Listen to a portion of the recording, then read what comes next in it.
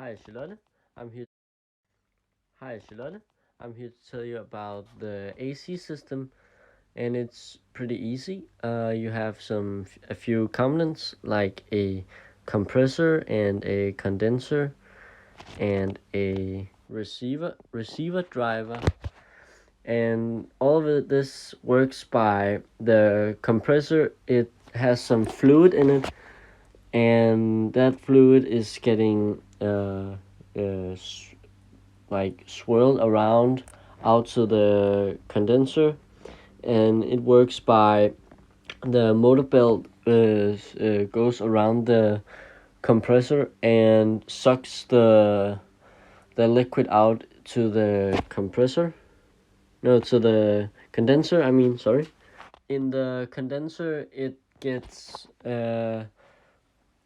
turns to gas by the air, and all this gas is then, like, first it's liquid and then it goes to be a gas form, and all this gas it goes to the receiver driver, and the receiver driver's main objective is to get all sorts of dirt or other mud or something like that stuck, so it doesn't, like, it has a filter, and its main objective is just to get the gas through it, and not dirt or small particles and all that. That's gonna be stopped by the receiver driver. And this system I'm showing you with the receiver dryer, and it's all new. And on old cars like mine, you have a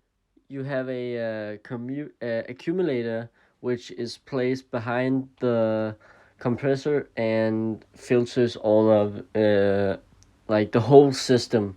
But the bad thing about this that some dirt and particles can get into the AC system and damage your AC unit, and you won't get nice cold air or hot air.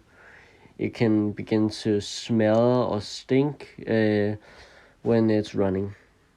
Then you can have a expansion valve which expands the fluid and makes it to a low pressure gas, because before it was high pressure and now it's low pressure.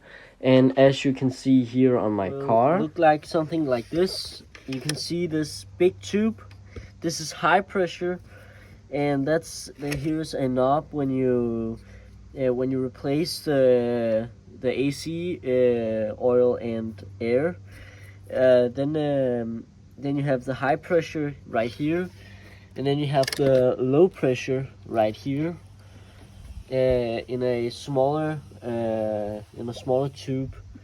And all this low pressure gas, it goes into the evaporator, and thereby there's a big turbine which turns on when you select, like, oh, I want this much amount of air. And then some of the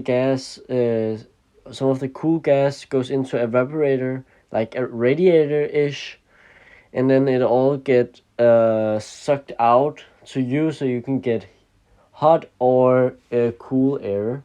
Yeah. And then the low pressure gas, it gets sucked back to the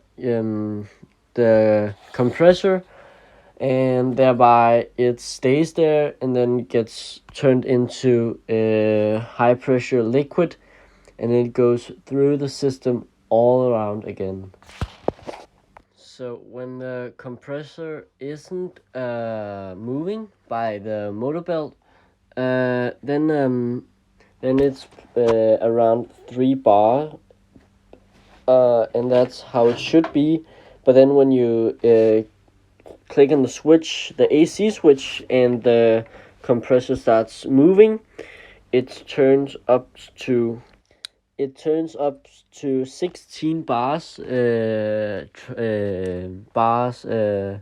pressure, and the high pressure liquid, it turns up to about 85 degrees in Celsius.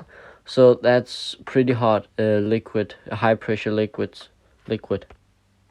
And then when it goes through the condenser, the temperature falls to 55 degrees in Celsius, and it all this the fluid, it turns into high pressure gas, and the gas drops to also like 16 bars, so it's still the same pressure amount, and then it goes.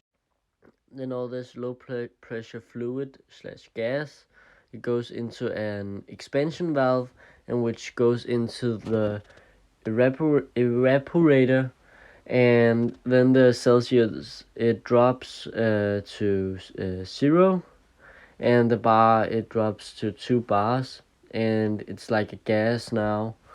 And then the big turbine turns round, and then the cool gas gets sucked into your face by the like in the car, and then all of it goes back to the compressor, and it turns into high pressure liquid, and then it just recycles.